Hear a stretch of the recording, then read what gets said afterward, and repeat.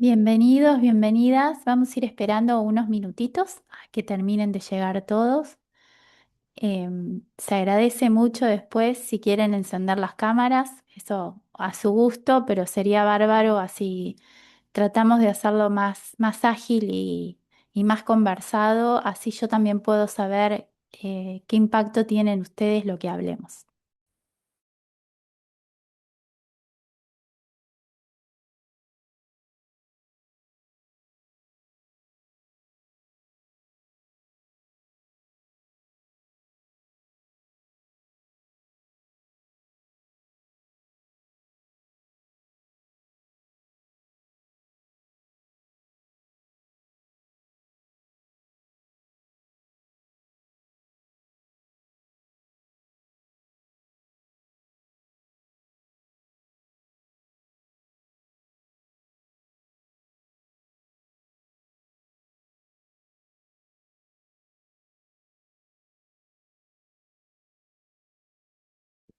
Gracias por la cámara, Carmen.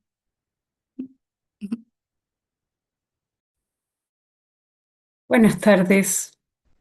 Buenas tardes. Ahora esperamos 3 minutitos más y ya arrancamos.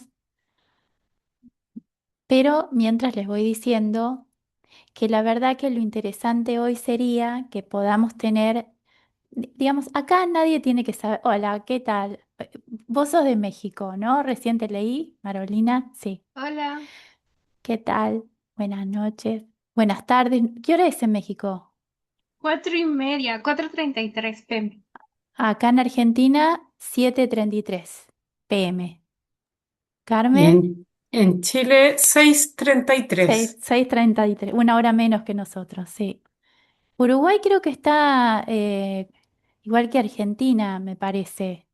Sí, que había alguien de Uruguay, cualquier cosa me comenta. Pero bueno, como hoy vamos a hablar un poco de la clase esta o el encuentro, más que una clase, tiene que ver con generar un puente entre lo que ya se vino hablando, lo que ustedes ya fueron entendiendo y aprendiendo y el paso que viene o que mejor dicho, va a la última clase, que es la que va a dar Felipe, ya lo van a conocer, en donde ya hablamos de cómo resolver. Pero acá lo que vamos a hablar es de qué impacto tiene todo esto de la desinformación en cada uno de nosotros y en general en la sociedad. Porque todo esto que vamos a ver hoy está muy vinculado con algo que estamos viviendo a nivel mundial, que es esta epidemia de salud mental, ¿no? Esta crisis, mejor dicho, de salud mental.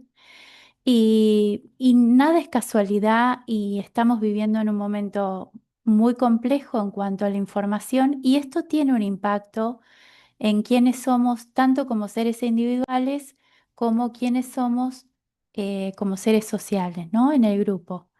Porque a veces hay respuestas que pueden ser individuales que terminan siendo un componente de movimiento social, porque el impulso, el movimiento, em, cada vez que sean cada vez más personas, o esto que sucede también, los trolls, ¿escucharon alguna vez hablar de esto?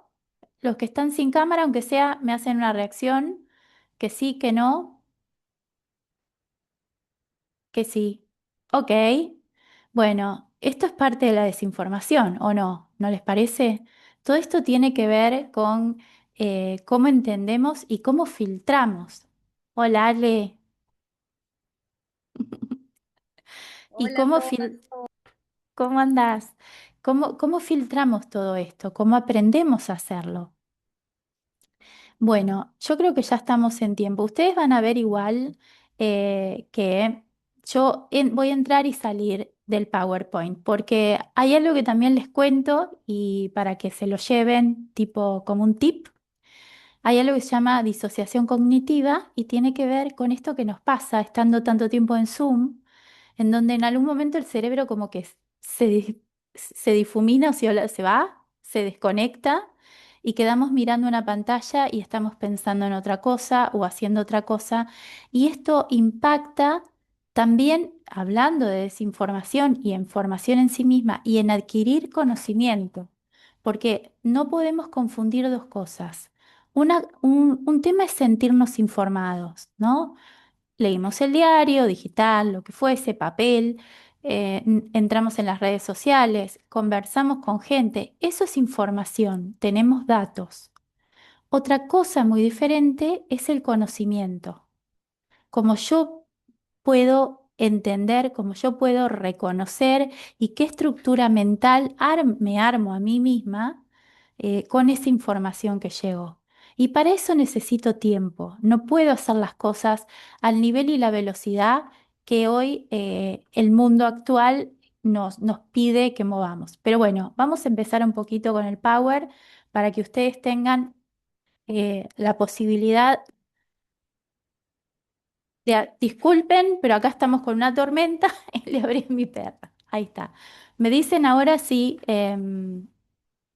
lo pueden ver. Sí, Se perfecto. ve bien. Buenísimo. ¿Qué me importa que hagamos hoy?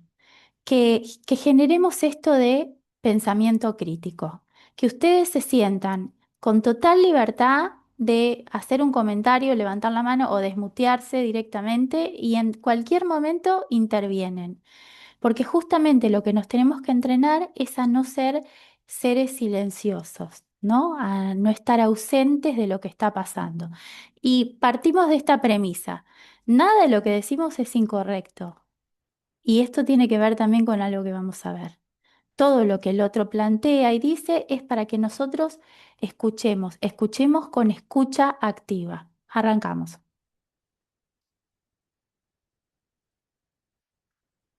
Bien, no funciona el power. Ahí está.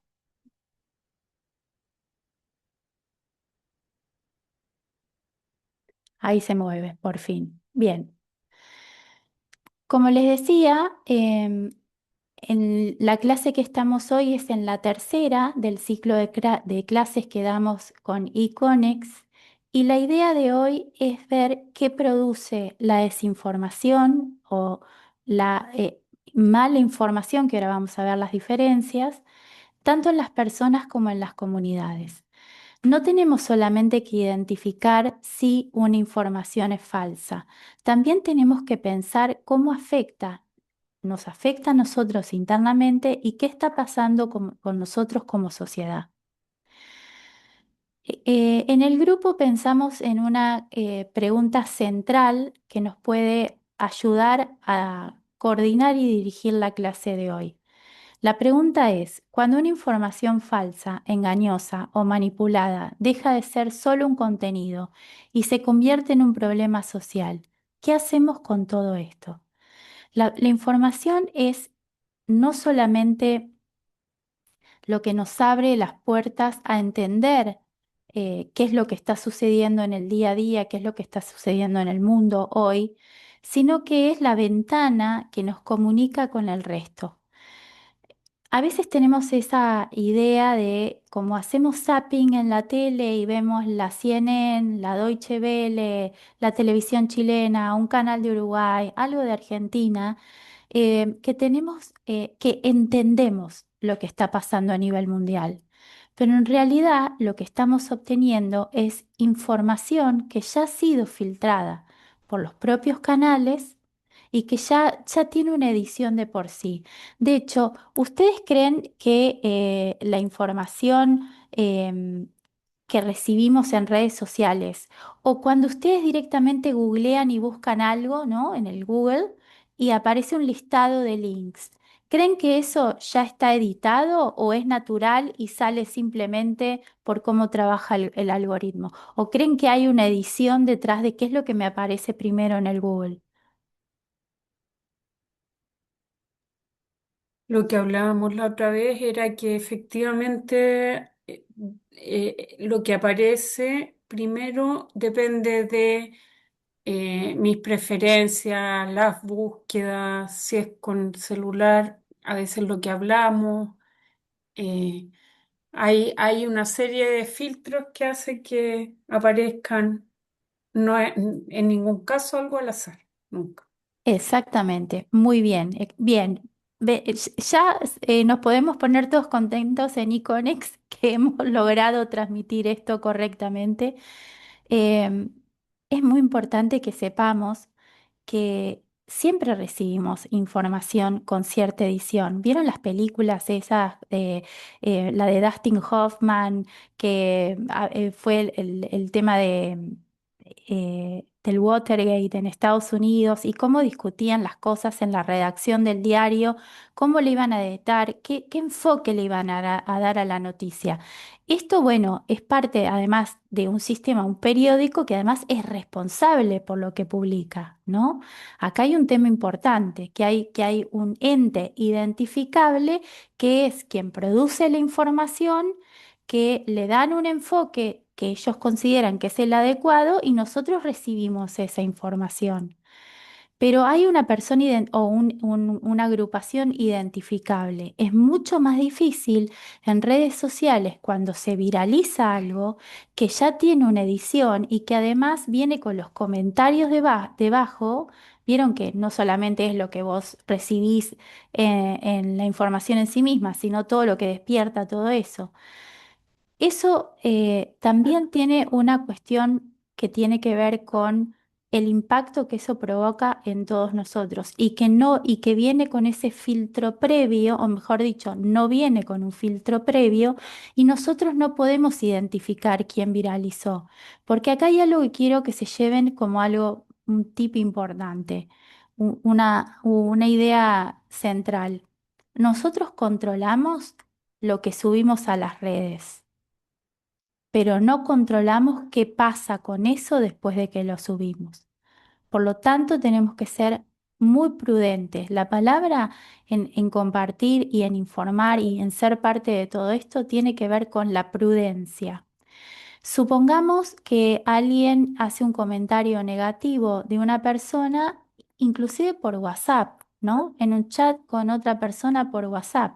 Eso puede ser capturado, ¿no? Si hay una, vamos a decir, malintención o no buena fe, eso puede ser capturado y viralizado.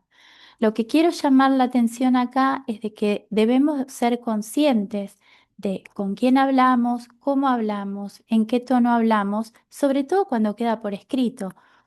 Miren, mi profesión de base, yo soy abogada especializada en inteligencia artificial y en salud digital. Y una de las cosas que siempre me ocupo de transmitir cuando hablamos de todo esto, ¿vieron cuando se habla de telemedicina, por ejemplo? Que uno se puede comunicar con su profesional de la salud por un WhatsApp.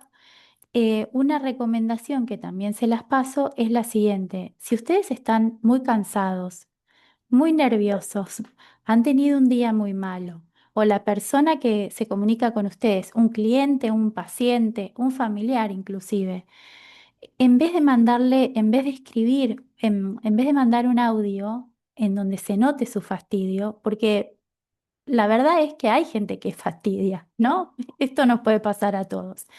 Pero en vez de mandar un audio en donde se nos note el tono de voz, ¿no? Mejor mandar algo por escrito, pensado, más despacio, que tenga de la comunicación, que le falte la parte de metacomunicación.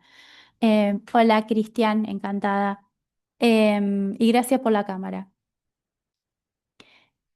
Hasta acá vamos. Eh, Ustedes van a ir viendo que yo de a poquito les voy a ir tirando también ideas o prácticas que podemos implementar para nosotros también hacer un uso responsable de las redes sociales. Volvemos al Power. Esperemos que funcione. A ver, ahí se ve ya, ¿no? Bien. Em, Vamos a pensar en tres ideas que ya las venimos conversando, pero el que quiere puede hacer una captura de pantalla, igual esto después se los dejamos. Pero es importante que entendamos que nada de lo que está sucediendo es neutral. Nosotros cuando comunicamos tampoco somos neutrales. ¿Es posible que el ser humano sea neutral? ¿Podemos lograr eso? Saben que cuando a uno lo entrenan como mediador, vieron esas personas que participan en una situación conflictiva y colaboran a la conversación de esa mesa. Y cuando te entrenan como mediador, te dicen que hay que ser neutral. Es complejo porque es muy difícil separar el quién soy del cómo debo comportarme en esa mesa en particular. En temas de circulación de información, también hay que aprender a entender y depurar que las plataformas jerarquizan esos contenidos, lo que Carmen nos dijo recién, que recolectó de lo que venía escuchando de las clases anteriores, que siempre tenemos que tener señales de atención con todo esto.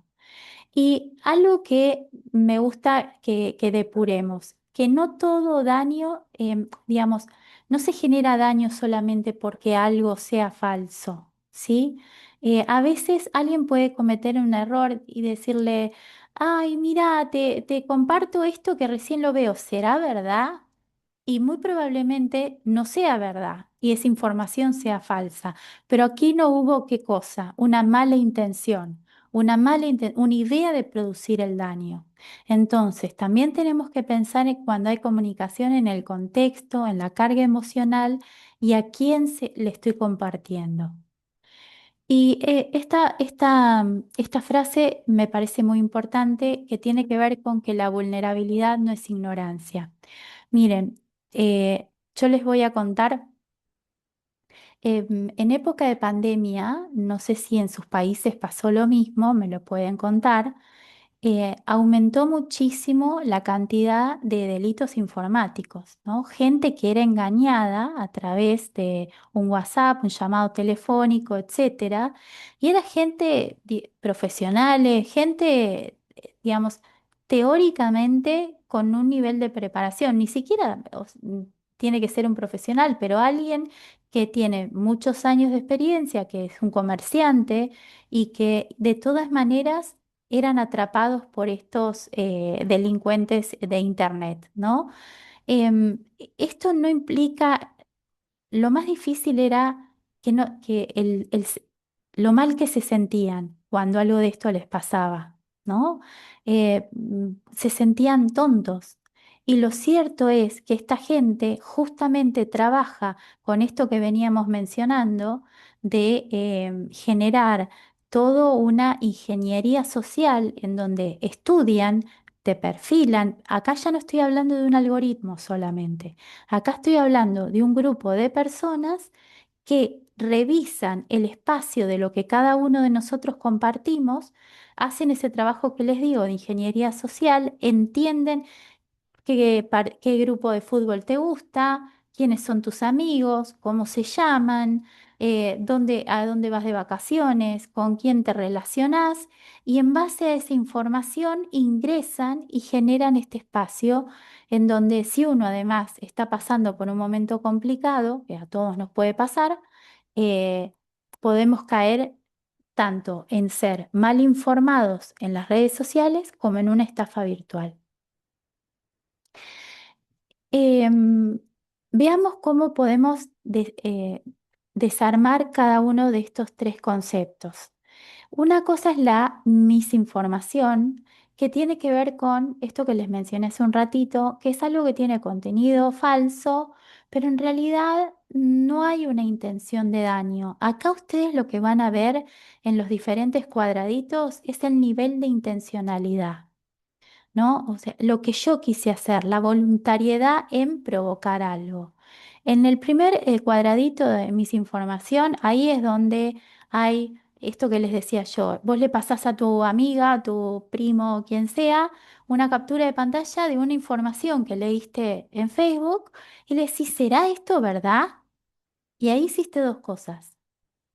Empezaste a compartir una información que puede ser falsa y supongamos que esa persona dice, la verdad que no sé, le voy a preguntar a tal, ¿no? Y ahí empieza a la circulación.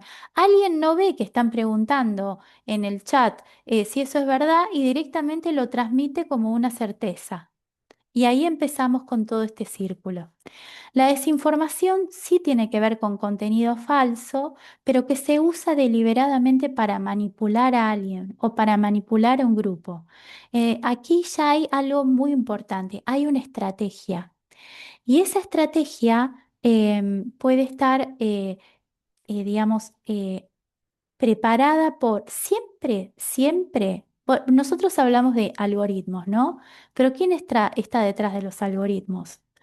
Grupos, digamos, personas humanas, ¿no? Que arman una estrategia. Y todos estos sistemas, inclusive la inteligencia artificial, son modelos de negocio, de alguna manera, de los que nosotros participamos.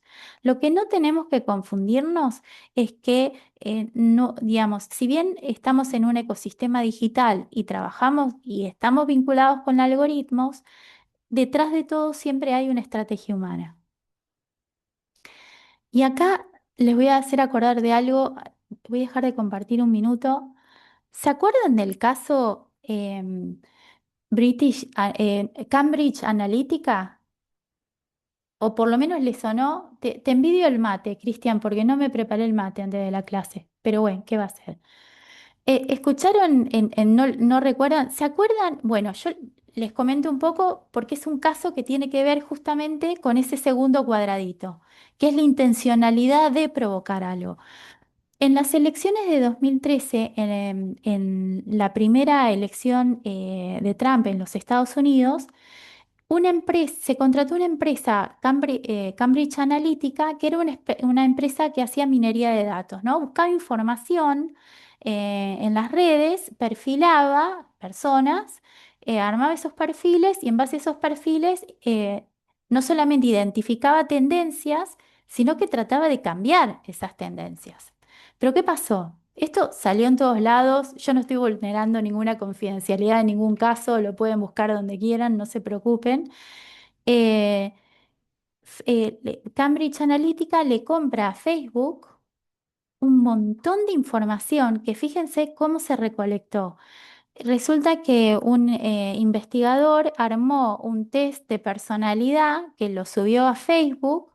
Entonces, aproximadamente 260.000 personas llenaron ese test de personalidad, con lo cual le dieron una información fenomenal, además de que aceptaron términos y condiciones de compartir datos de una manera, digamos, total, que los dejaba totalmente vulnerables. Con esa información, ¿qué se hizo? Se perfiló a grupos de trabajo, sí, inclusive se identificó un grupo que se llamaba los persuadables, o sea, los persuadibles, en donde les tiraban, los bombardeaban con determinada información, a otros con otra determinada información. ¿Usando qué estrategia? La estrategia del sesgo de confirmación. El sesgo de confirmación es cuando vos buscas información que reproduce, retroalimenta y te refleja, te da un espejo de lo que vos ya pensabas de antes y te lo reafirma aún más. ¿No? Supongamos, yo pienso que, no sé, el agua de tal lugar está contaminada, ¿no? Entonces empiezo a buscar información de tal lugar que el agua está contaminada. Eso a mí me perfilan y me ponen en un grupo determinado y me empiezan a enviar información, no solamente digamos, me confirma lo que pienso, sino que a partir de ahí me enganchan porque a mí me interesa y empiezan a manipularme, sin que probablemente yo me dé cuenta. Esa es la sutileza, esa es la estrategia y ese es el nivel, digamos, de injerencia que tienen en cada uno. Fíjense que aquí se manipuló una elección nacional, ¿no? Tuvo impacto en muchos países. También tuvo que ver con el Brexit de Inglaterra. ¿Se acuerdan cuando se separaron de la Comunidad Europea? Con eso también. Volvemos al power. ¿Ya se ve?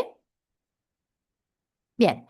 Y nos quedaba el último cuadradito, que es mala información, que es, fíjense, esta la diferencia, sobre todo con el del medio. Es contenido real, usado de modo dañino, descontextualizado o intimidatorio. ¿Alguna vez escucharon la palabra falacia? Bueno, es el Disneylandia de las falacias, esto. ¿Por qué?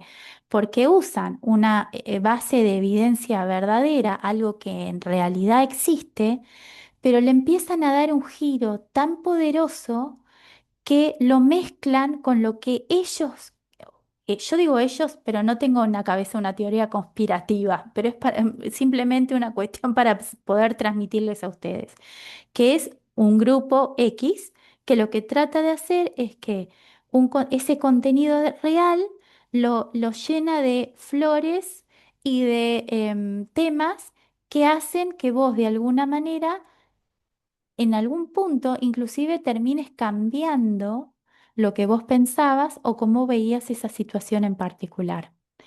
Entonces pasamos de la no intención, del error, a la intención con información que es falsa y a la mala intención con información que es verdadera, que si me preguntan a mí, esto debe ser lo más peligroso, porque inclusive te va a pasar que va a haber cosas que no vas a poder discutir como que no existen o no son, porque son. Y ahí es donde radica digamos, el daño más grave que tiene esto. Bueno, esto lo vieron un poco en las clases con Ale y Carlos y que tiene que ver con cómo el algoritmo le va agregando cosas al problema en particular, ¿no? Entonces plantea un contenido, hay señales de interacción, me gusta, no me gusta, comparto, etcétera, inclusive en LinkedIn, me gusta, apoyo, comparto, lo que sea. Todas las redes sociales te piden una reacción. En esa reacción vos estás retroalimentando al algoritmo, a la información que vos recibís y también cómo va a ser tu reel, ¿no? Porque vos de alguna manera obviamente tenés una injerencia en todo esto. Lo que te va a lo que te va a generar también es el ranking de recomendaciones que recién creo que comentó Marolina hace un ratito y la exposición repetida. Desmutense o levanten la mano tranquilos si alguien quiere hacer un comentario o pregunta, como les dije. Bien, y acá nos vinculamos un poquito con algo que dijimos algo antes, digo. Nosotros no somos vulnerables porque no somos inteligentes o porque no estamos preparados. Podemos ser vulnerables por varias situaciones. Primero, porque yo estoy en un momento vulnerable quizás, que nos pasa a todos. Hay algún día que estoy mejor y otro día puede ser que esté peor. Pero acá em, hay algo muy importante que lo mencioné recién que tiene que ver con los sesgos. Y un sesgo, quédense con el punto uno, atajos cognitivos, que voy a salir de acá. Un sesgo es un atajo que toma la mente para tomar una decisión de forma veloz. El sesgo, digamos, nosotros le ponemos como una connotación negativa a la palabra sesgo. Pero el sesgo no es ni negativo ni positivo, es algo que el cerebro hace naturalmente. Y en realidad ese algo que hace el cerebro naturalmente es lo que nos permitió evolucionar, digamos, de lo primitivo a lo actual, lo que el cerebro recibió como retroalimentación permanente. El sesgo es una decisión rapidísima que toma una persona en milésimas de segundo y si esa decisión que vos tomaste, supongamos, fuiste al supermercado y elegiste la lata de tomates X y te salió bien, porque el precio-calidad, digamos, te sirvió, era positivo para vos, vos no vas a ir a elegir o a pensar que vas a ir a elegir, vas a ir a estirar la mano en el lugar donde encontraste la lata la vez pasada. Esto es muy simplificado, pero es como el cerebro toma un atajo en una toma de decisión, ¿no? Y como les digo, no es en sí mismo, no tiene una connotación negativa. Pero ¿qué pasa? Al cerebro no le gusta gastar mucha energía. Es medio vago. Le gusta ahorrar energía. Y si nosotros estamos en modo sesgo todo el tiempo, y acá les voy a recomendar una lectura de Daniel Kahneman, ahora se los escribo acá en el chat, se llama Daniel.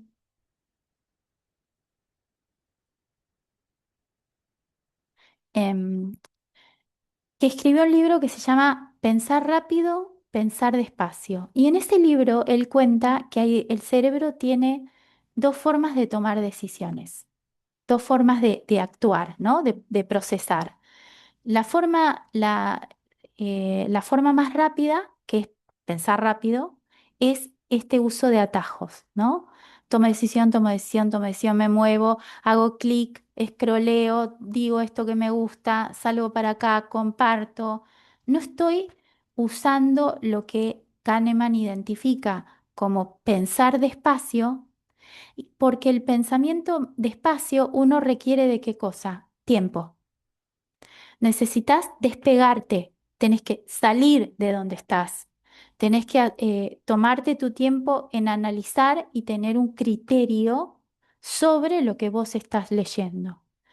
Pensar con tiempo en comparar con lo que está pasando, con lo que ya viviste vos en tu experiencia humana. Porque no o sea, nosotros mucho de lo que adquirimos de información lo adquirimos desde nuestros sentidos y desde nuestra vida y desde nuestra experiencia natural. Digamos, no es solo lo que leemos, ni solo lo que vemos en redes, es lo que nos generan las relaciones, ¿sí?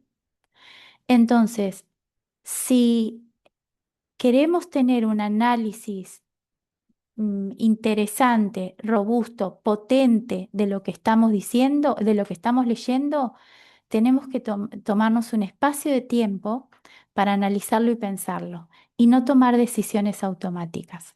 Cuando estamos frente a una información que realmente o es choqueante o me interesa porque tiene que ver con la economía de mi casa o me interesa porque tiene que ver con la salud, no tengo que hacer, no tengo, yo no soy quien para decir, pero lo ideal sería tomarnos unos minutos, buscar esa información, googlear, a ver si la encontramos en espacios en donde, si es que lo vimos en redes, ¿no?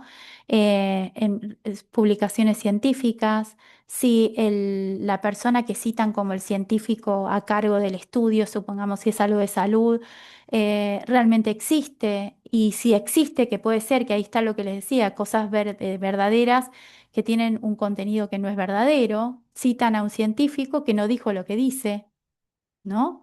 Entonces ahí yo necesito tiempo.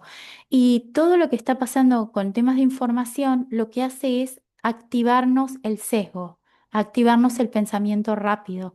Y hay un tema, vieron que cuando scrolleamos, o sea, bajamos con el dedo para ver qué estamos leyendo, vamos para abajo. Pero ¿cómo leemos los libros? Para el costado. El cerebro los interpreta diferente. Hay un papel, hay un tiempo, hay un movimiento de mi mano. El ojo cambia, el espacio, la mente.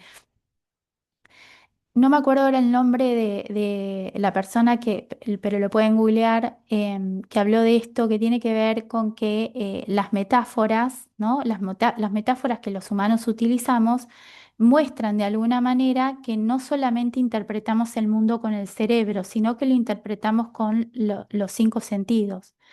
¿Vieron cuando dicen esta relación llegó a un callejón sin salida? Un poco cursi, disculpen, pero viene al caso para mostrar qué quiero decir. Tiene que ver con es una cuestión espacial. Un humano entiende que es un callejón sin salida. Me van a decir, la IA también lo entiende. Sí, lo entiende porque lo leyó, lo replica, lo amplifica, pero no tiene la conciencia de lo que estoy diciendo. Sí entiende lo que estoy diciendo en cuanto a la conformación lingüística de esa frase o esa idea.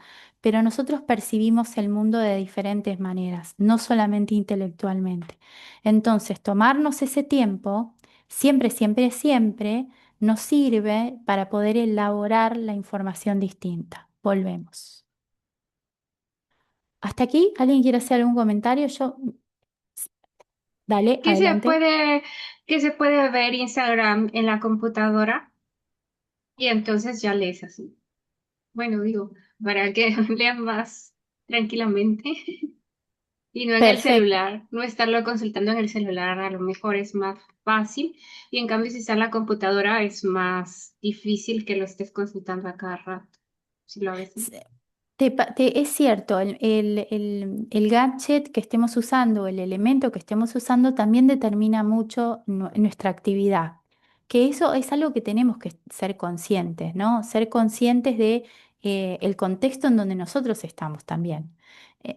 Fíjense que si estuviésemos en la clase o en la presentación de todo esto en vivo y en directo, yo les aseguro que más de uno está hablando acá, ¿no? Inclusive me convidarían un mate, pero la relación humana tiene una injerencia que verdaderamente cambia el sentido de todo lo que estamos hablando, ¿no? Que tiene que ver con cómo nos escuchamos, nos vemos, porque yo hablo mucho con las manos, y tiene que ver con la metacomunicación, y eso sirve cuando estamos en una comunicación de este sentido. Pero en vivo y en directo uno percibe más los gestos e interpreta mejor, hay otra conexión entre humanos. Recién todo esto que hablé es solamente el punto uno, pero no importa, porque no se preocupen que vamos a llegar a tiempo y si no, yo lo corto antes, no se preocupen. Pero el punto dos tiene que ver con confirmación, que es un poco también lo que dijimos recién, que es prestar atención a si estamos bien, mirando algo que en realidad nos está confirmando lo que ya pensábamos. Ah, ¿viste que tenía razón? Ah, ¿viste? Mira, te muestro esto que leí recién. ¿Ves que lo que yo digo tengo razón? ¿Y qué tendríamos que hacer con esto? Empezar a leer digamos, cosas que no nos den la razón. Porque además es muy bueno para una argumentación en una conversación.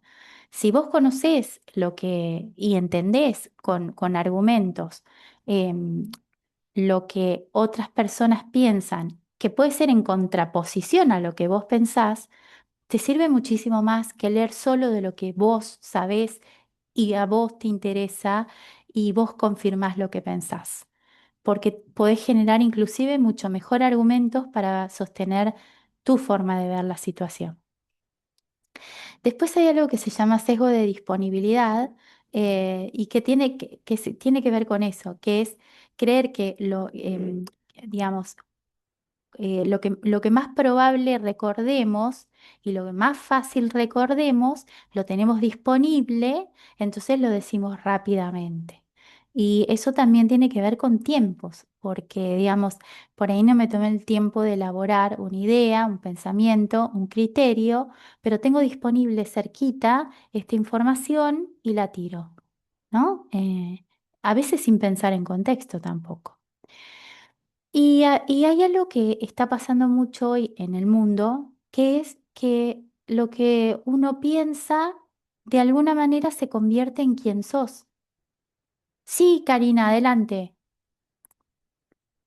Bueno, estaba reflexionando un poco con lo que decías, porque claro, estamos hablando de la inteligencia artificial y de las redes sociales, pero también si uno se da cuenta, la televisión, la noticia, si tomamos muchos años antes y en los periodos que todavía la gente ve noticias, también tiene un sesgo porque hay una cierta información que se repite y que se le da prioridad frente a otras que quizás podrían ser más importantes, pero como la televisión abarca, o las redes en este caso, abarcan cierta información, eso es lo que se va como masificando y se da como prioridad y además se repite y aunque sea eh, mesinformación, por decirlo así, claro, llega un punto en el cual se toma como una absoluta verdad y eso hace como que la comunidad que, por ejemplo, que no tiene tiempo porque está absorbido por la cotidianidad, lo crea como cierto y lo tome como esa es la única realidad que hay. Y eso ambientalmente pasa muchísimo, porque para saber de temas ambientales hay que leer mucho, hay que aprender mucho y hay que involucrarse. Entonces no es un tema que se esté hablando en los noticiarios, o que es un tema como que se esté hablando constantemente en una sociedad que no está relacionada como a esa área. Entonces como que me hace esa reflexión y claro, pues al final la información está toda dirigida. Ese era mi aporte. Te Eso. reagradezco, me parece súper interesante, te agradezco un montón, Cari, realmente, porque em, acá es traer a la mesa de alguna manera cómo vemos masificada la información, ¿no? Y cómo la vemos replicada de un espacio a otro. Y si yo no te entendí mal, vos corregime, esta replicación y esta, como que todos van hacia el mismo espacio, hace que todos creamos que esa sea la verdad absoluta, ¿no? Y Así que es. claro, como tenemos poquito tiempo, nosotros, los televidentes, vamos a decir, o los que vemos las redes o lo que fuese, directamente lo que hacemos es tenerlo disponible. ¿No? Esto que decíamos recién, ese sesgo de disponibilidad. Esto es lo más cerquita que tengo y como me lo repitieron tanto, me lo acuerdo y esto es lo que te contesto porque es lo que tengo disponible, más allá de que no reflexioné nada al respecto. Claro, a eso principalmente me refería, porque eh, yo soy una persona que, por ejemplo, cuando no sé algo, empiezo a buscar inmediatamente. Y me pasa que de repente, incluso en el instante de una conversación, mira, busquémoslo inmediatamente. Entonces soy como que constantemente tratando de confirmar la información o asegurarme de lo que se está hablando tenga una coherencia y un respaldo. Pero mucha gente no lo hace, la mayoría de la gente no lo hace y no tiene el tiempo para poder corroborar información y aparte se queda con la primera información que es lo que se presenta en las redes y en las noticias. Total, totalmente. ¿Ustedes ven una diferencia entre, ya que Cari sacó el tema de los noticieros, ven una diferencia de los noticieros que veíamos, no sé, 15 años atrás, 20 años atrás, vamos a poner, a los que vemos ahora? Adelante, Carolina. Yo veo diferencia de los noticieros que están al norte de México a los que están al sur, porque, o al centro, porque yo vivía primero en el sur, luego en el norte y ahora y luego en el centro y luego al norte. Y acá, por ejemplo, no se hablaba mucho del terremoto de Venezuela. En las noticias no se presentaba tanto. Y como pues tengo personas en otros lados, entonces allá sí ya se había comentado un poquito más. Y entonces aquí era como que no se sabía que había sido tan grande el problema, ¿no? O sea, que no se comentaba que fuera hubiera sido tan destructivo, ¿no? Y luego, por ejemplo, también lo de lo que pasa en Palestina, aquí casi no se conoce en el noticiero. Y en cambio en otros, como en otros estados de la República Mexicana, sí, otras personas como que conocen más al respecto. En las noticias no, casi no lo pasan, en las noticias locales y casi nadie sabe, entonces algunas personas piensan que es fantasía y así como que no se lo creen y pues así muchas cosas como que depende de qué gobierno es el que gobierna el estado, dependiendo si está con qué lineamiento. De la derecha o la izquierda, están más ciertas noticias y otras que no les conviene tanto. Y entonces así depende también. Te agradezco un montón también porque, digamos, acá nos trae, ya te dejo Carmen, acá nos trae Marolina la idea de el contexto, el espacio territorial y quién está en el gobierno de turno, cómo se enfoca o se depura o se presenta la información. Carmen, Sí, yo ahí quizás como contrapunto a eso, en Chile yo hace un rato ya dejé de ver televisión y noticiarios, pero porque en general los medios de comunicación están dominados por la derecha y por unos pocos dentro de la derecha y enfocado hace muchos años en el miedo, en amplificar el miedo a lo que sea, el miedo a los terremotos, el miedo al clima de invierno, eh, pero es constantemente a la delincuencia, entonces, aparte de que hace, pienso yo, muy mal a la salud mental de un país, explota el miedo y probablemente el buscar seguridad, el buscar quién me va a sacar de esto o sea, y envuelven a la población en una realidad que es la que quieren unos pocos. Y esto es independiente de qué gobierno está en el poder porque los medios están dominados por los mismos. Entonces esto lleva ya Sí, es más la está. estrategia, digamos, es una estrategia que la puede comprar esa estrategia el sector A o el sector B, pero la estrategia viene a ser muy similar, apelar a la emocionalidad, sobre todo al miedo que es tan potente. Ahora justamente vamos a hablar de eso. Fíjense cómo las tres trajeron tres elementos distintos. Adelante, Macarena. Hola, mucho gusto. Yo me quedé como con el tema un poquitito anterior que hablaban las compañeras y que me surgió una duda. Una compañera dijo que ella hablaba y en el mismo momento ella verificaba la información.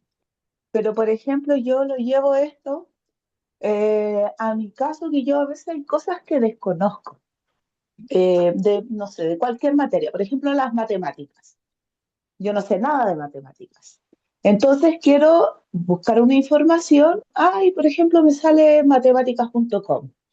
Y yo confío en matemáticas.com de que me va a decir la verdad, pero resulta que hay otra página que dice matematicamundial.com. No sé. Digo, quizás esta me está mejor la información y se contradicen entre ellos. Entonces, ¿cuál es la forma correcta teniendo una variedad de información tan grande, contradicciones entre ellas, y también expertos? O sea, ahora se da mucho como científicos aseguran que dormir con tu pareja te quita 5 años de vejez. Entonces, ahora siento yo que lo que mucho se hace es ir a ChatGPT, preguntarle la información, pero hasta el mismo ChatGPT se equivoca. O sea, no. Sí, ¿Cómo nosotros podemos buscar la veracidad sí. ya en su totalidad? Bueno, me encanta esto por lo siguiente. Y acá les voy a dar otro tip que ustedes pueden elegir usarlo o no, pero que me parece interesante.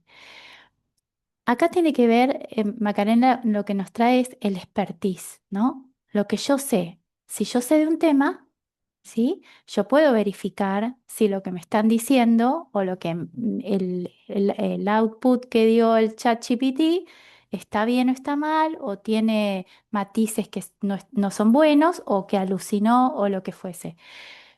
Pero les voy a dar este ejemplo para que se entienda bien.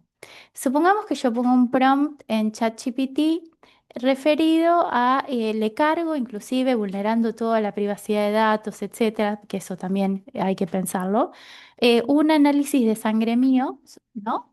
Y lo pongo en el chat para que me diga cómo lo ve, qué analiza de esa información que le pasé y cuál es su diagnóstico, vamos a decir. Y el chat me va a decir algo, porque el chat contesta. Nunca te dice no sé ni queda en cero, ¿sí? Me contesta. Y supongamos que estoy usando un chat de nivel pago, no el gratuito, que son los más potentes. Y el chat me va a dar esa respuesta y yo lo voy a leer y no importa si es negativo o positivo a lo que me dice, yo no voy a tener la capacidad para comprender si eso tiene errores de interpretación, si son generalidades que no me aplican a mí o si, digamos, usó una base informativa que vieron que les dice alguna fuente, suele decir, la base informativa que no es potable, que no es buena, no sirve. Pero como yo no tengo el expertise, no puedo leer esos matices. Entonces, la recomendación es que si vamos a usar un chat, usemos con temas en donde nosotros tenemos la capacidad de entender esos matices porque somos, vamos a decir, expertos en el tema o porque entendemos del tema, cada una su profesión, su oficio, cada uno lo que sea.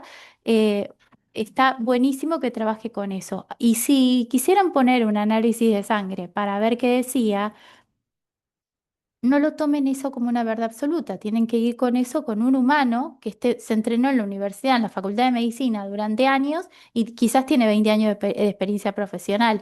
Ese es el que sí o la que sí lo va a poder leer correctamente, no yo.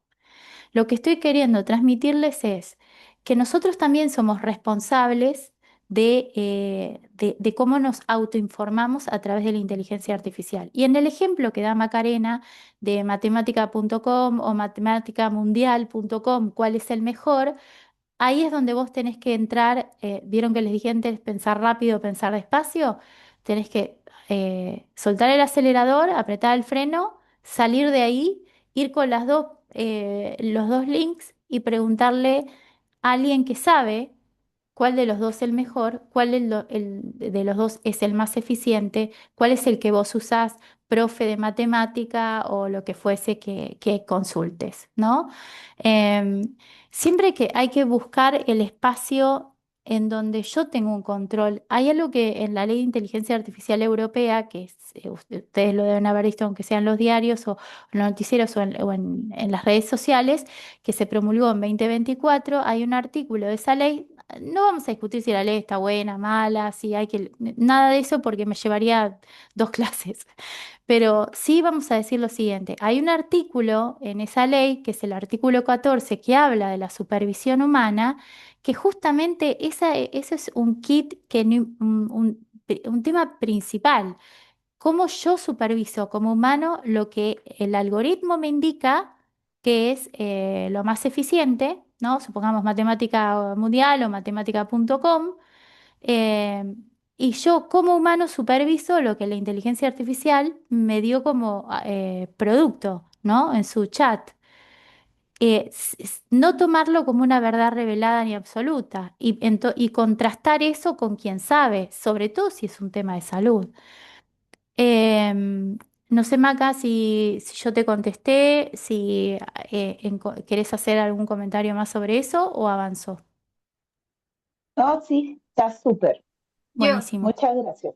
con lo Adelante. de la información, porque por ejemplo a veces los estudiantes utilizan la IA para hacer la tarea y ni porque utilizan la IA les da mala información y pues se califica y pues no está con 100 porque pues está mal algunas partes que le dio la IA y entonces sacan 80 70 y así porque pues no verificaron, ¿no? Entonces así también se puede ver, ¿no? De que la IA pues puede ser una herramienta, pero siempre hay que verificar la información porque puede ser que no le está dando bien, que es algo que también vi hace poco, la semana pasada, una persona que se dedica a matemáticas que estaba comentando en un podcast de YouTube y que decía que él utiliza luego la IA para ver como otros problemas diferentes y que la IA le estaba diciendo malos resultados y entonces él le decía, eso no es correcto y la IA le decía que sí era correcto y él insistía que no era correcto porque él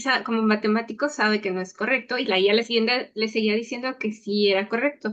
Entonces cuando no se tiene como que el conocimiento y la IA pues te puede engañar, ¿no? Como que porque ahí te va a decir que sí, te lo afirma que sí, pero no es cierto. Entonces ahí sale mal todo, ¿no? El resultado y pones malas cosas, ¿no? O sea, Exactamente, ahí es donde, ahí entra vieron que se habla de IA responsable, ¿no?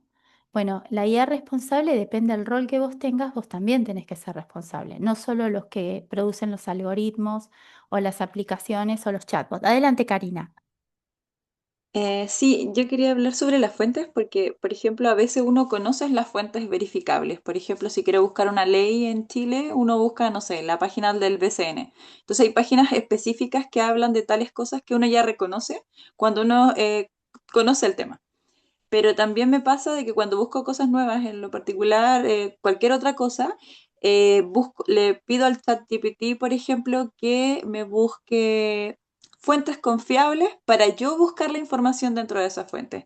Entonces, ¿qué pasa? Que me da fuentes y yo verifico las fuentes como dónde puedo investigar tal cosa y después yo Tal me cual. meto, involucro y después si me puede hacer un resumen de algo, pero como que yo me meto en las páginas para ver que esa información realmente si es una página, no sé, del Estado, si es una página oficial, si es una página confiable. Porque, como bien dices, hay muchas cosas que de repente se cruzan. Una vez me acuerdo haberle preguntado algo histórico y, no sé, de un lugar tal, y me dio un montón de información que no me calzó. Y resulta que me estaba dando de un lugar que se llamaba igual, pero en otro país, por ejemplo. Claro, Entonces, eso claro, pasa mucho. sí, es Sí. importante verificarlo. Totalmente. Y pasa mucho que además, supongamos, no sé si hay algún abogado o abogada acá, pasa mucho que la IA fue entrenada en lo que se conoce como el common law, que es el derecho civil británico o norteamericano, ¿no? Y nosotros en Latinoamérica, mayoritariamente, excepto algunas islas del Caribe, sobre todo las Antillas Menores, usamos el derecho civil romano. Entonces tenemos que decir si vamos a hacer algo que tiene que ver con temas legales en dónde estamos, qué país y qué sistema legal utiliza. Tenemos que hacer buenos prompts en cuanto a eso. Y sí, es cierto que, digamos, una forma muy buena, aunque vos no seas un experto en el tema, es verificar fuentes, porque ahí es donde interviene que tu cerebro, porque vas a ir a leer vos vas a ir a interpretar, vos vas a hacer el armado de conocimiento. Si vos, algo que es bueno decirle a los alumnos también, em, digamos, si vos no estudiás la materia y los temas de la materia, es tu responsabilidad. Probablemente pases la clase usando ChatGPT. Yo no lo sé, pero cuando estés adelante de tu cliente, tu paciente, estés armando un puente porque sos ingeniero o lo que fuese, te aseguro que vas a necesitar de tu cerebro y no del electrónico. ¿No? Esto es algo que nos olvidamos que todo eso después tiene que salir a la realidad. Avanzamos. Bien, se ve, ¿no? Y acá algo que mencionaron las cuatro, la emoción, ¿no? Lo que me genera una información determinada. Carmen claramente identificó al miedo como algo que era como la emoción líder que se trataba de transmitir a los fines de generar una reacción, porque vos cuando eh, presentás algo de determinada manera, vos lo que querés finalmente es generar algo. Vos estás tratando de producir algo en esa sociedad o en esa persona en particular. Y vieron, yo no sé, en Argentina pasa mucho, pero que de repente estás viendo algo o un noticiero determinado y de repente aparece urgente o breaking news o algo similar y capaz que es, digamos, es importante, pero no es urgente. ¿No? Apelando a esta cuestión de que tenés que reaccionar ya o no te podés levantar de ver la televisión o de estar leyendo las redes sociales porque lo que pasó además te genera culpa si no lo estás viendo, porque no perteneces, porque no entendés lo que está pasando a nivel social. Y esto que hablamos un poco del sesgo de confirmación de grupo tiene que ver con la sensación o la idea de pertenencia, de que soy parte de un algo con gente que comparte conmigo y no estoy sola en el mundo. Ahora hay una realidad. ¿No estoy sola en el mundo? No lo sé, porque yo lo que estoy es atrás de un celular. Y los otros que están ahí, Sigmund Bauman decía que es el sociólogo que hablaba de la realidad líquida, seguramente en algún lado lo deben haber visto, que nosotros podemos tener, no sé, 10.000 amigos en Internet, pero no son 10.000 relaciones, ¿no? No estamos vinculándonos. Y el amigo es una terminología que usó ese modelo de negocio para que vos tengas un vínculo con otro que figura en el mismo espacio que estás vos. Bien. ¿Escucharon alguna vez hablar de cámara de eco o burbuja de filtro? Si quieren, pueden hacer alguna captura de pantalla o lo que sea, pero como les digo, esto lo compartimos. Y tiene que ver con algo que creo que mencionó Karina, con la evidencia académica que no es uniforme, con esto que vos un día ves que comer huevo hace mal porque te sube el colesterol y al otro día tenés que comer 8 huevos por día porque tienen proteínas y no sé qué otra cosa más. No, dije un ejemplo realmente pavo, tonto, pero la idea es la simpleza para transmitir correctamente. Pero a veces, y estamos en una época en donde la información científica, como existen tantas nuevas herramientas para ir generando cada vez más evidencia, muchas veces eso encontramos como contradicciones en todo esto. Entonces, un minutito.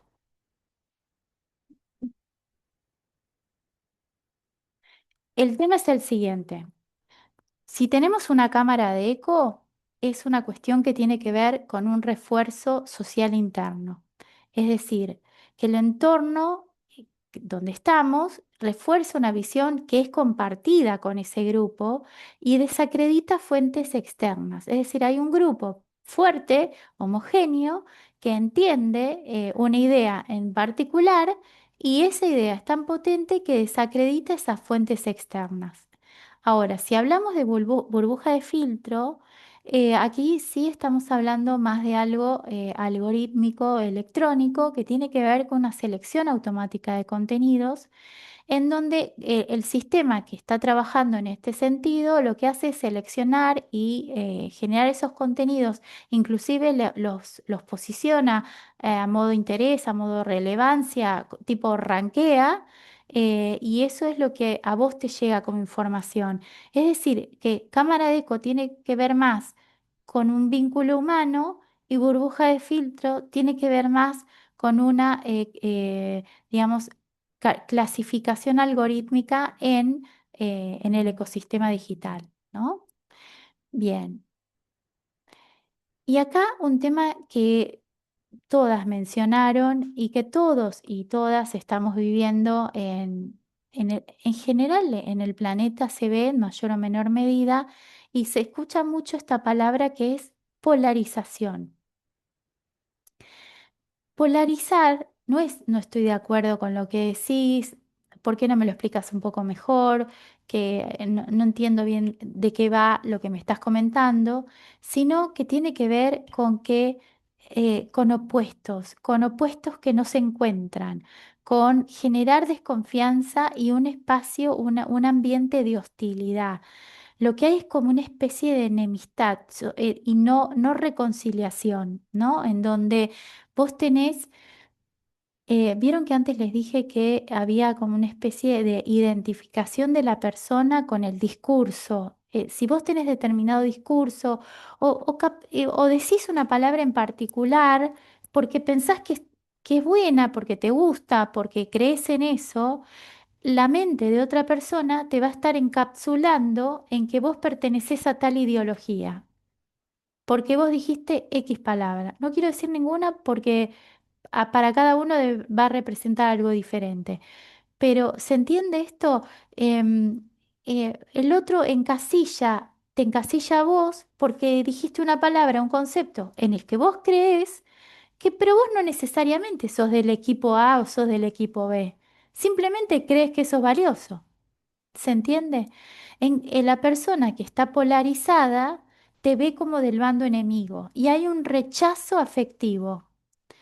En cambio, la persona que está tratando de entender, de comprender, que tiene una escucha activa no es solamente escuchar, es acallar tu mente, la habladuría de tu propio cerebro para escuchar al otro.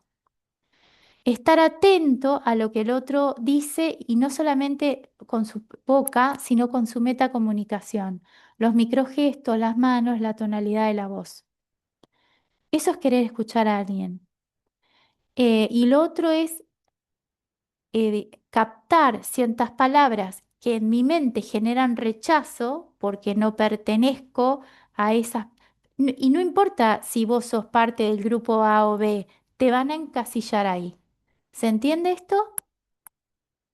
Avanzamos. Cuando pasa esto de la polarización, lo que más se resiente es la confianza. Dejas de confiar en el otro, inclusive te cerrás porque entendés que el otro no te va a entender.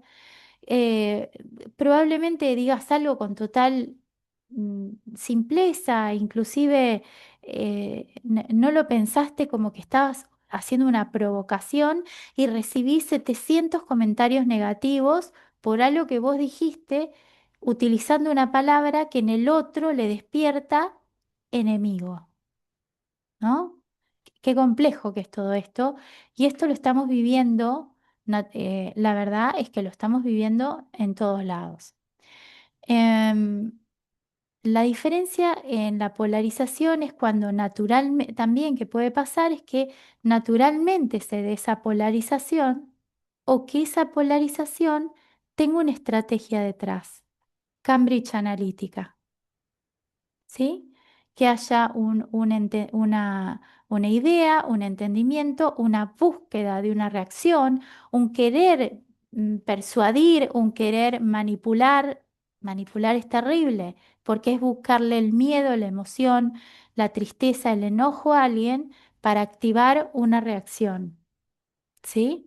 Y al activar esa reacción a modo comunitario, lo que podemos hacer es cambiar la historia de un país en una elección, en una votación de una ley en particular, etcétera. ¿Y por qué el contexto socioambiental es especialmente sensible? Por la narrativa, por la idea de cómo digo las cosas, por lo que genero. Si yo hablo de temas ambientales y al otro le resulta esto que les decía, que yo hablé de temas ambientales y me identifica con tal espacio, con tal otro espacio y me rechaza solamente por eso y deja de escuchar el contenido de lo que yo estoy queriendo transmitir. El método de negociación de Harvard, que es muy interesante, aunque sea googleenlo, hay un libro que se llama Sí de acuerdo, así de simple, sí de acuerdo. Uno de los autores es Ubri y el resto no me acuerdo los nombres, pero que da, digamos, algunos parámetros comunicacionales muy buenos y que son valiosos. Y yo les voy a transmitir uno que a mí me parece clave en todo esto. Y es el siguiente, y tiene que ver con romper la polarización de alguna manera. No lo vamos a lograr siempre, porque hay gente que no quiere romper la polarización, pero no está mal intentarlo. El concepto es el siguiente. Duro con el problema, suave con las personas. Duro con el problema, suave con las personas. ¿Qué quiere decir?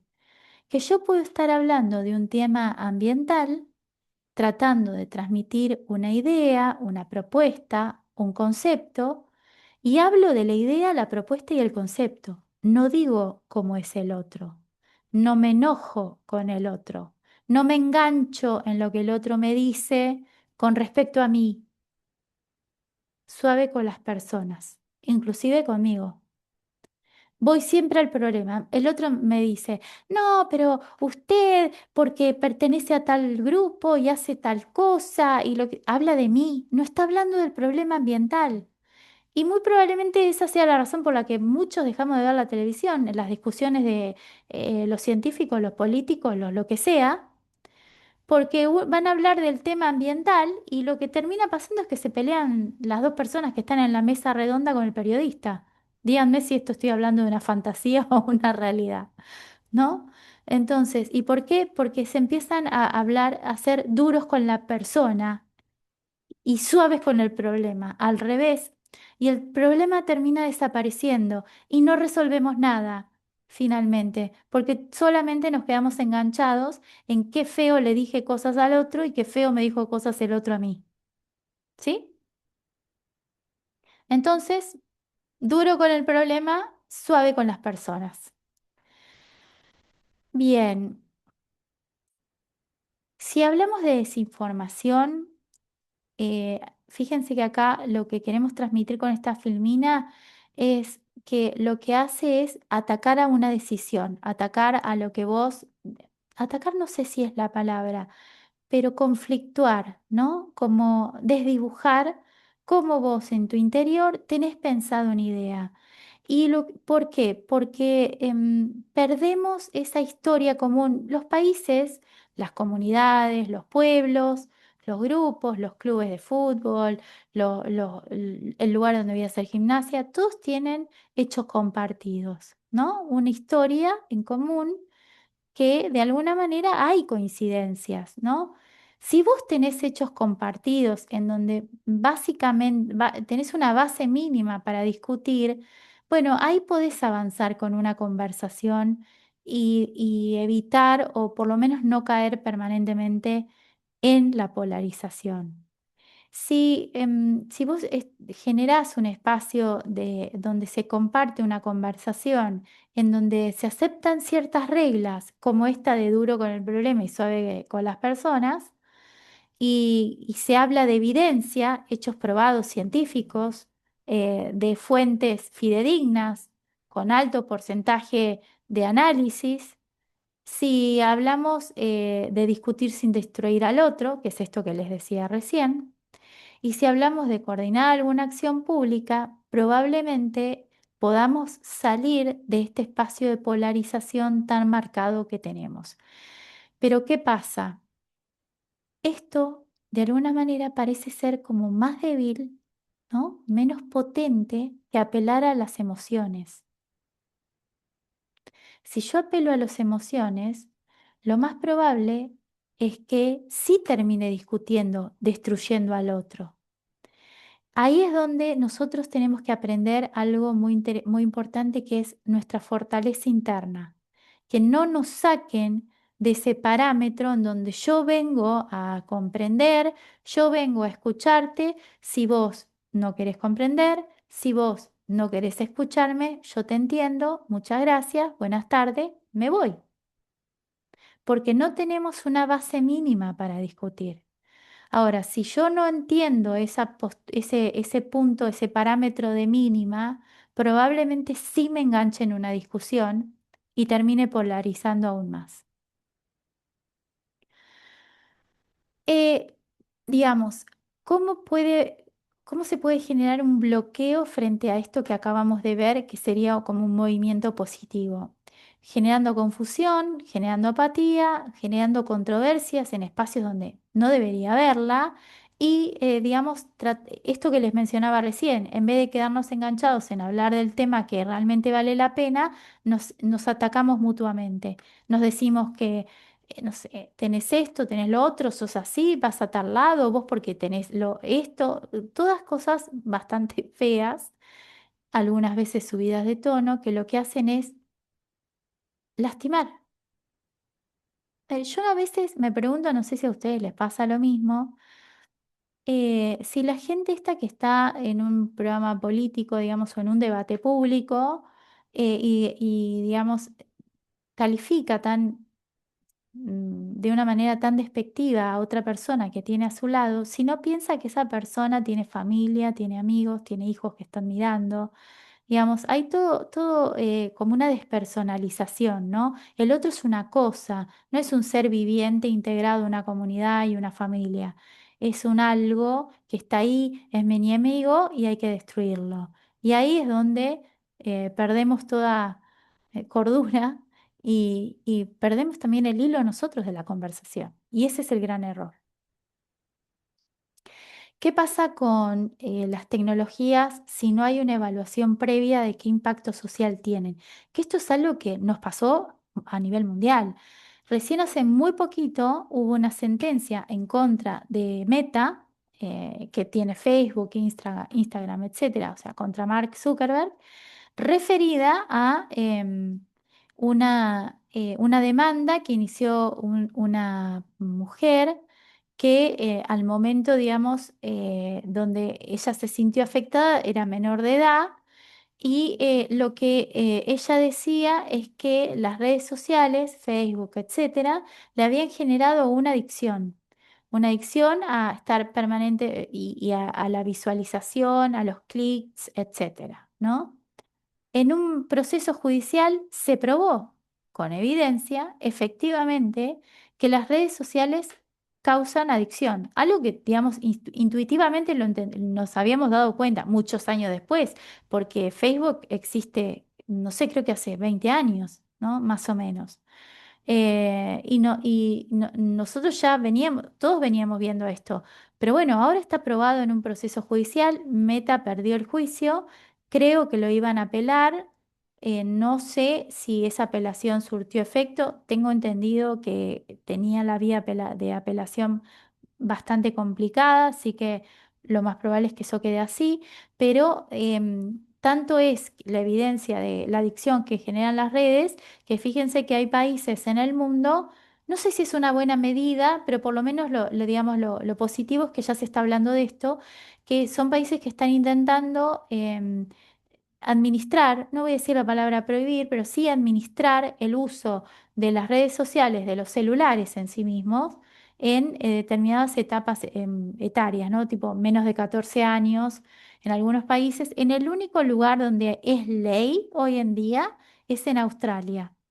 Pero hay otros países que están con proyectos de ley en sus congresos analizando la posibilidad de, digamos, restringir el uso de las redes sociales, lo cual de Australia ya hay evidencia, porque ellos no solamente pusieron la prohibición, sino que se midieron y ya hay evidencia de cómo se vulnera la prohibición. ¿Por qué? Porque usan el celular de otro, que los padres no dejaron, y usan el del amigo que sí le dejaron porque modifican el VPN, porque se cambian, se ponen un usuario falso y siguen ingresando en el uso de las redes sociales. O sea que la prohibición, tal como la identificamos o conocemos, o la restricción, tampoco está funcionando. Y si no evaluamos la tecnología, generamos un impacto de asimetría de poder, generamos daño democrático, o lo que ya mencionamos, que es pérdida de confianza pública, y por supuesto, no solamente la afectación de grupos vulnerables, sino la invisibilización a veces, o el daño directamente. Bien. Em, Si pensamos en una matriz para evaluar el impacto social, una matriz sería qué tengo que preguntarme o qué tengo que hacer o qué tengo que analizar para saber si esa red social o lo que fuese tiene un impacto social. Me tendría que preguntar a quién afecta, qué optimiza, qué amplifica, qué permite corregir, qué daño puede anticiparse de todo esto. Yo otra cosa que agregaría es a quién estoy dejando afuera, en quiénes no estoy pensando, en qué territorio es más difícil que llegue, quiénes tienen conectividad para poder hacer todo esto, ¿no? Una condición habilitante para poder estar uno en redes sociales. La idea es que no pensemos solo si funciona, sino cómo afecta, qué hace, qué produce. Bien, y ya para ir finalizando, porque nos queda re poquito, em, la idea, lo que quiero dejarles también como algo que ustedes se puedan llevar para usar, es cómo leer esa pieza de desinformación. Hace un ratito decían, creo que era Karina que decía, los científicos dicen, la primera pregunta es, ¿qué científicos? Si ya no te está diciendo qué científicos, qué fuente, qué universidad, qué laboratorio, ya empezá a desconfiar, ¿no? Entonces hay que mirar bien el contenido, qué afirma y qué omite, cuál es la fuente, algo que ya veníamos mencionando, que lo dijeron varios, Karina inclusive, Macarena, Carmen, Marolina, todos mencionaban fuentes. Si hay evidencia además de fuentes que son, digamos, potables y que se pueden analizar. Si vemos que la idea de esa información es generar una emoción en el otro, ya tenemos que desconfiar de alguna forma, porque evidentemente está apelando a la emoción y no al análisis. ¿A quién está dirigida y si está tomando en cuenta alguna vulnerabilidad? ¿Y cómo se amplifica todo esto? Algo que ya mencionamos, esto que yo les decía cuando tenemos el poder de saber qué compartimos, pero no hasta dónde llega eso que compartimos, que es justamente viralizar. Si no estamos seguros de algo, no lo compartamos, ni siquiera para preguntar si eso es verdad a alguien. ¿Qué tenemos que ir a las fuentes? Yo sé que muy poca gente lo hace y yo sé que no es, digamos, la primera opción natural de casi nadie, pero es algo que debemos empezar a transmitir nosotros desde nuestros espacios, en nuestras casas, nuestros amigos, nuestra gente, hacer escuela desde este lugar. Si vas a capturar, que sea con cuidado, porque no sabes en manos de quién va a caer esa captura. Lo mismo las fotos, inclusive de niños, niñas pequeños, bebés, que en la pornografía infantil, grupo, quiero decirles, que además de ser una cosa incomprensible para mí, las imágenes que se comparten son para que nosotros veríamos, nos parecerían absolutamente inocentes, pero para los pedófilos no lo son. Entonces, no identifiquen su WhatsApp con la foto de su hijo, su hija, su nieto, lo que fuese. Traten de compartir lo menos posible fotos de niños, niñas, adolescentes, bebés, lo que sea. Hay que pensar en que tenemos que tener presente que hay que anticipar tácticas comunes antes de que circulen, tenerlo, digamos, saber qué es lo que vamos a hacer y, bueno, evitar humillar. Parece una verdad de perogrullo, ¿no? Pero acá si hay algo que está realmente vulnerado es la ética, ¿no? La idea de quién es el otro y cómo me trato. Y una buena intervención reduce incertidumbre. Bueno, la actividad no la vamos a hacer porque ya estamos en horario, pero hemos hecho mucho desde el punto de vista de lo que conversamos. Si alguien más quiere decir algo, siempre es bienvenido, pero el cierre lo vamos a pensar desde la idea de quién soy yo. Yo voy a dejar de compartir por si alguien quiere hacer algún comentario final, aporte, idea, lo que sea. Lo más importante es pensar con ética, hacer uso de las redes sociales de manera responsable, transmitir todo esto que estamos aprendiendo a la gente que nos importa, que queremos, sobre todo si son personas pequeñas porque están recién iniciando en todo esto. Hablar de temas como grooming, ¿no? Hablar de temas de como desinformación, que se sepa que implica que vos compartas una foto de alguien de manera comprometida con otros, qué impacto tiene en la vida de otro, ha habido suicidios por esto. ¿Quién es uno en el uso de las redes sociales? Y si nosotros somos más conscientes de quiénes somos en el uso de las redes sociales a nivel individual, a nivel social, de a poquito, puede ser que empecemos a aportar un pequeñito grano de arena y que esto en algún punto o en algún momento la gente sea cada vez más consciente, entienda mejor y quizás, yo porque soy una persona optimista, los niveles de polarización que estamos viviendo sean un poco menores. Así que les agradezco muchísimo la participación, todo lo que dijeron. Vuelvo a decir, si alguien quiere comentar algo, bienvenido sea. El cierre es de ustedes.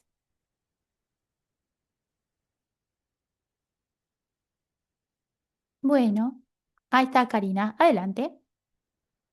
Gracias, Yo, Consuelo. yo me quedo con la frase que dijiste sobre fuerte con el problema y suave con la gente. Muy Porque bueno. pucha que es difícil hacerlo cuando uno de repente escribe y chatea tratando de dar un montón de argumentos y fuentes y la respuesta es como eres de tal grupo. No Sí, importa lo que digas, pero eres de tal grupo. Llega y se acaban los argumentos. Y cuando esa persona es alguien que conoces, por cada publicación se presenta de la misma manera, entonces después es agotador. Entonces llega un momento sí, como, ya no quiero hablar contigo, sí, ya no más. Y sí. cuesta ser suave. Sí, hay que tener mucha templanza y entrenamiento. Esto no nos sale de la noche a la mañana. Así que entrénense, ¿sí? ¿Alguien más? Carmen, adelante. Sí, yo me quedo también con lo que dice Karina y además con esto, como pensando en conversar con el entorno en otras partes, esto de 10.000 amigos o amigas no son relaciones. Yo Exacto. creo que es, no sé, a mí me toca, trabajo en bióloga marina, me toca mucho y he pensado harto en este concepto de la nube, de que la genialidad en haber pensado la nube, porque lo que transmite es que todo el mundo piensa que los datos están en una nube y no en un servidor gastando agua. Ya, eso es como lo mismo, es como amigos y no son relaciones, son me gusta. Entonces Sí, eso lo encuentro súper interesante para explorarlo y transmitirlo y me, conversar, ale- me discutir. alegro muchísimo. Es una reacción nada más, no es una relación. Marolina, Sí, yo de lo que dijo Carmen, me acordé ahora de lo de los amigos, que no son 10.000 amigos. A mí se me hace un poco extraño que youtubers, por ejemplo, digan en YouTube, digan, los quiero mucho. Y yo así de pienso, ¿cómo quieren a todas esas personas que no conocen? O sea, les dicen, los amo, no sé qué. Y yo así, ¿cómo los aman? Se me hace muy raro, ¿no? Que digan esas cosas, ¿no? Pero es como que la forma en que captan a las personas, porque la IG es algo como las relaciones parasociales, entonces piensan que sí tienen las personas una relación con esa persona que están viendo, aunque no la conozcan. Entonces por sí. eso usan todas esas palabras, aunque a mí se me hace muy raro que digan, pues los amo y así de, ¿cómo vas a amar a personas que no conoces, ¿no?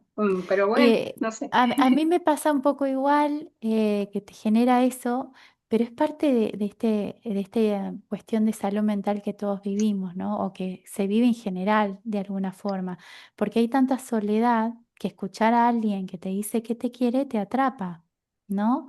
Que te genera eso. Capaz que la persona está tan emocionada, ¿vieron esa gente que se emociona y empieza a abrazar y te amo? Y que yo y su propia emoción. Está bien, me encanta, es bueno, por lo menos no dijo algo horrendo. El Bueno, eso tema es, sí. ¿no? Eso por lo menos es positivo. El tema es, ¿qué te pasa a vos con ese te amo, los quiero?